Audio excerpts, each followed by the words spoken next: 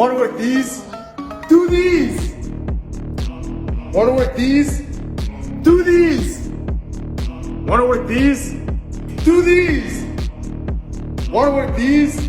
Do these. Want to work these? Do these.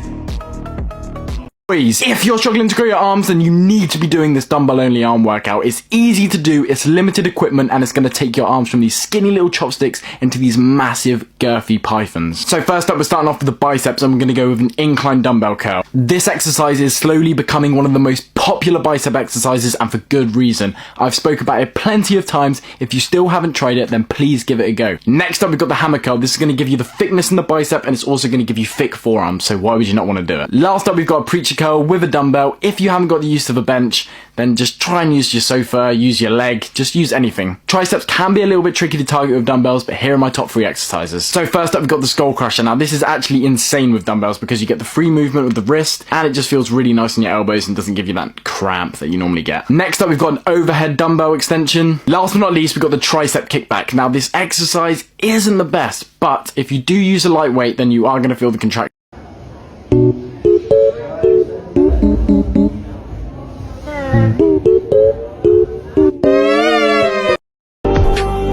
अपनी जिंदगी का मैं खुद बादशाह हूँ मुझे नहीं जरूरत दो पल के सहारों की Alright, quick tip, if you want to grow your abs, stop doing all these fancy exercises that keep your back in a flat position. Even though you might feel a burn, oftentimes it's just your hip flexors, as doing this results in nothing more than an isometric contraction for your abs. So if you really want to grow them, you need to lengthen and shorten the muscle by rounding your back through lumbar flexion, as this is how your abs actually work to contract. So either bring your pelvis up to your sternum like during a leg raise, where you are lifting your glutes off the floor to actually flex your spine, or bring your sternum down to your pelvis like during a cable crunch, where you are keeping your hips in a neutral position and driving your chest down. I've been lifting for over 6 years now, and this is a split that has brought me the best results. It's a mix of PPL and Arnold and has been my main cutting split for the past 2 years. First day, Monday, push day, targeting chest, shoulders, and triceps in that order. Tuesday, legs, quad strength focused, moving heavy weight, more sets, less reps. Wednesday, chest and back, crazy upper body pump, alternate every exercise with each muscle group.